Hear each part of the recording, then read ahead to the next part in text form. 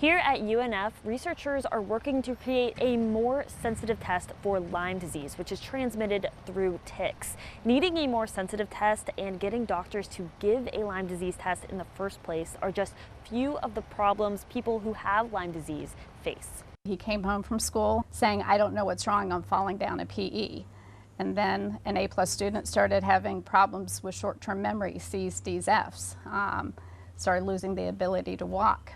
Melissa Bell's son was 11 years old when he started showing symptoms of Lyme disease, only no one knew what it was, and it took nearly a year of pushing for a diagnosis. We probably asked for Lyme testing a dozen times. Becky Sherman has experienced the same thing as an adult. She says she went to about a dozen doctors and specialists, and Lyme disease was never suggested. I was in the back of an ambulance on my way to the emergency room with what I thought maybe was a stroke or heart attack, didn't know. She says she wasn't believed. No, this isn't anxiety. Something is really, really going wrong. It's one of the most difficult diseases to diagnose. Carrie Clark studies ticks at UNF. Unfortunately, it's not hard to get. Clark says official disease statistics underestimate the number of people with Lyme disease because they go by a very strict definition. CDC data shows 5 cases of Lyme disease in Duval County in 2020, 0 in most of Georgia. Not the most common one that bites people. Clark says tests are not sensitive enough, something he's working to change.